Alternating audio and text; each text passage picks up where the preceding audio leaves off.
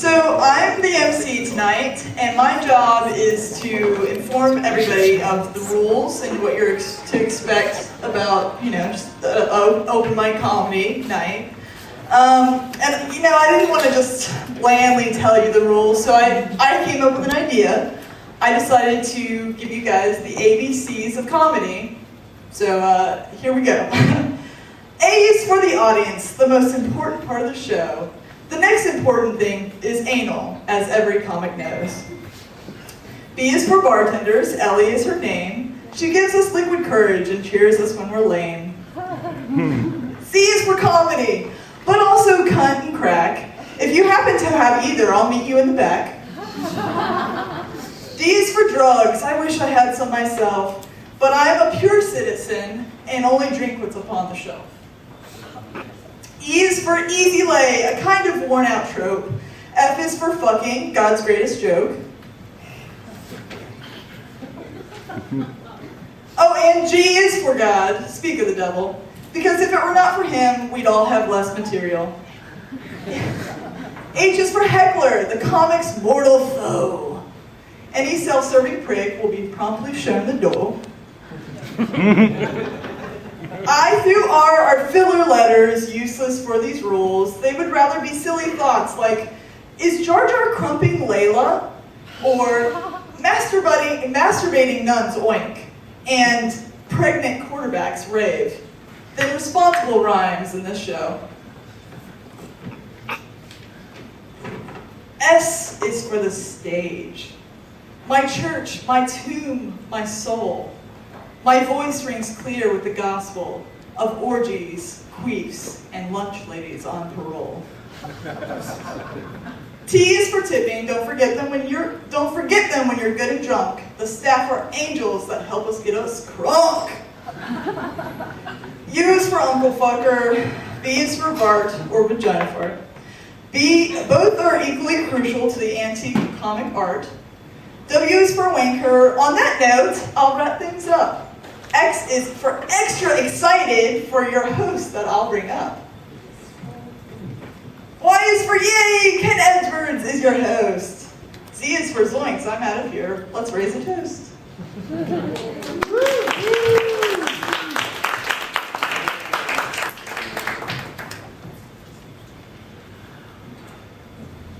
Hey guys, thank you for coming out. Another show, more people. I didn't expect this to last past the first one. By a round of applause, how many of you have been here to one of these comedy shows in the hotspot before? And how many have not? All right. Repeat customers. I'm gonna look at that as a good thing. I'm gonna tell you a little about myself. I'm Ken. What else is there? People are always saying things to me like, it takes less muscles to smile than it does to frown. I guess they think I don't smile enough or something, but what I guess they can't tell from looking at me is that I'm actually a fitness freak. So, I'm just working on my face. I can't help it, I don't mean to always look so displeased, it's just like my resting face. It's how the architecture of my genes just made it happen. So I'll be sitting somewhere. Most people look like happy when they smile without teeth, right? I just look like I'm acknowledging you, but I'm pretty dismissive about what you're saying, And then if people ask me to look happy for photos, I'll usually just go for the excited look, because you don't want to see me do the showing teeth smile, because when that happens, you don't even need to have kids, but you'll start looking around for a toddler to protect, because I just turned into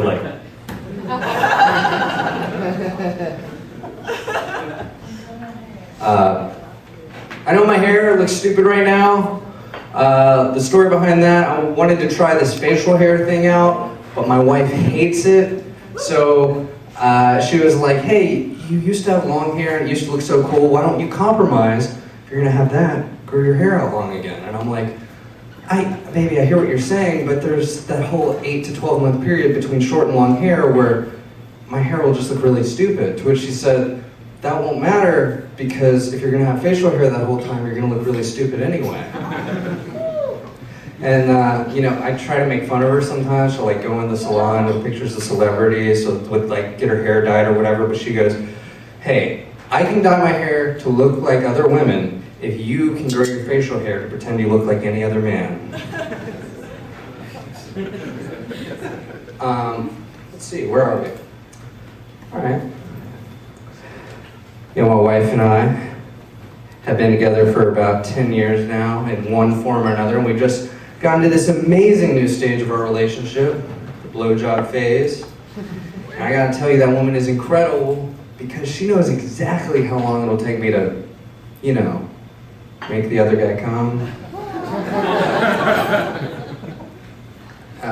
This makes a lot of guys uncomfortable. I told her she could experiment with any guy she wants. And it doesn't bother me because I know everybody she knows, and there's no guy out there in our circle that does chemistry like I do.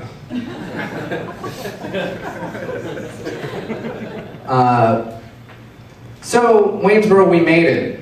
Were you aware? Everything that matters to the world, all that matters between Emmys, Oscars, stuff like that, all that matters is the stuff that's in the pop culture spectrum, or the collective consciousness of what's going on TV. Who can we all open up a magazine and see? But now we've made it. And I was so excited because I was watching the show Orange is the New Black, and there's this character that introduces herself before she's on screen. You hear her introduce herself. She's like, "My name's Tiffany Doggett, and I'm from Waynesboro, Virginia." And I'm like, holy shit, we're going to be acknowledged.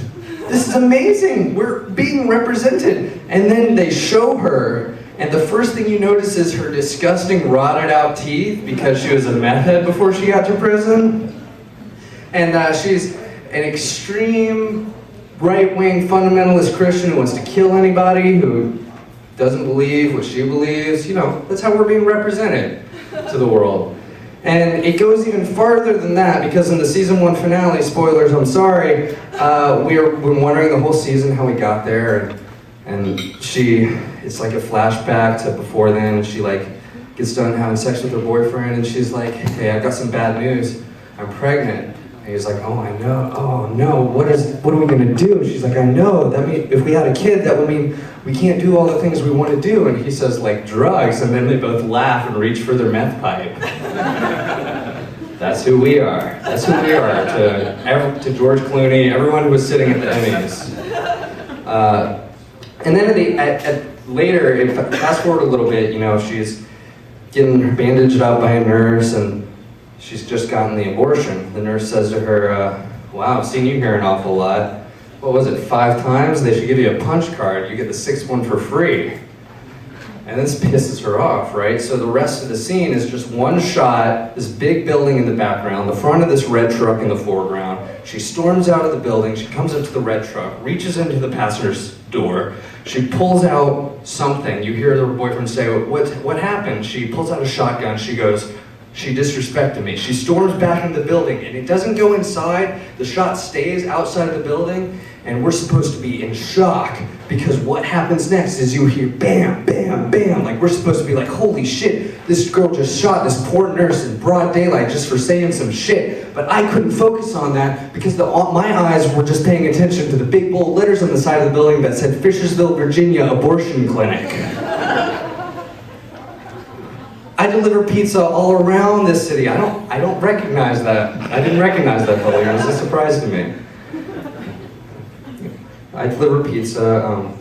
I work it's a mom and pop place. It's run by Mexicans, and they're all great, except all the drivers that they hire, they have be white. Those are the white employees at my place of work, which you gotta admit is a pretty great business decision on their part, because given that America thinks Waynesboro is the Tiffany Doggetts from Orange is the New Black, they don't want to have everyone in this community associate being handed food by a Mexican. I thought it was pretty smart and humble in their decision. And I try to do a good job at work. I don't understand why my boss is always repeating things. He tells me to do something, I would go to do it immediately. He repeats what it says loudly and angrily, and I don't get it because I always just immediately respond, "Okay."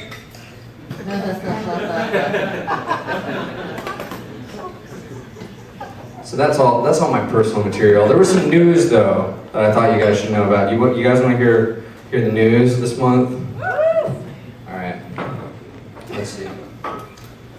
So, due to recent controversy surrounding the death of Michael Bowen in Ferguson, Missouri, a group of activists in Pennsylvania have proposed attaching cameras to officers' uniforms to avoid confusion on future issues. While the local law enforcement has agreed to a trial run, the cops say they're worried about ongoing invasion of privacy, and local donut shops say they're worried about a rapid decline in sales. A lot of rappers are coming out in support of this Michael Bowen incident, releasing songs to state their opinions on the issue and have their voice be heard. And when he was asked if he'd be contributing anything to the conversation, Ice Cube said he'd already recorded one with Dr. Dre. It was called "Fuck the Police." The Grand Canyon will begin charging hikers a fee for a total emergence rim-to-rim experience. That's understandable, but what if I wanted to try out just the tip? Grand Canyon Park officials said permits will be required for groups of 2 or more in order to help the park keep better track of those in the canyon in need of medical assistance. Overhearing the news, Lindsay Lohan says she thought this sounded like a great idea and is adopting the system for all who visit her canyon. In lieu of the unfortunate news of celebrity nudes leaked online, Keira Knightley recently and willingly posed topless for a photo shoot with Interview magazine. Just thought all of you should know, I'm doing a public service. Scientists have discovered a large distant galaxy with a new telescope last week. The rate at which is multiplying 300 times faster than the Milky Way. The working name for the galaxy so far, the Buttery Way. Hey, sorry, I just wrote this today. Regarding the beheading of American journalist Steven Sotloff, President Obama said today that the U.S. will not be intimidated. Our reach is long and we won't soon forget it. Which was a major bummer to ISIS, who were really trying to beat out Al-Qaeda's long-standing 9/11 offense that led us to say we'd never forget. It was reported today that the executed journalist Sotloff had dual U.S. and Israeli citizenship and that he had hid his Jewish faith from his ISIS captors. Speculators are assuming Sotloff didn't want ISIS to check for circumcision regarding the validity of his statement, possibly resulting in a double beheading. Vice President Biden stated today that the United States will follow ISIS to the gates of hell, to which the members of ISIS happily responded, "Oh, come on over, it's just around the corner. I know a guy that'll let you in for free." You guys don't like political humor, I'm sorry. New rules, just kidding. A new species was discovered today off the coast of Australia. It looks like a living mushroom and defies any current classification. Nothing more is known about it at this time, but as a meat eater and a drug user, I'm looking forward to trying it. Economic success is putting Himalayan languages at risk of total extinction. Locals in the Himalayan region responded to being told this news by stating, "It's about time." Like in English. All right. Only 2 more cards. We're almost done. Bonus students. Thanks, guys. Thanks for being here. Duck Dynasty star Phil Robertson told Us Weekly that he's aware that he made mistakes like everyone else, stating, "I'm a sinful man, and I understand why some people hate me, but that won't stop me from quoting God's scripture." The Lord himself responded, "I'm a loving God, and I understand why you think I understand why you think I don't." I have a typo here. I'm gonna skip that joke. I'm sorry.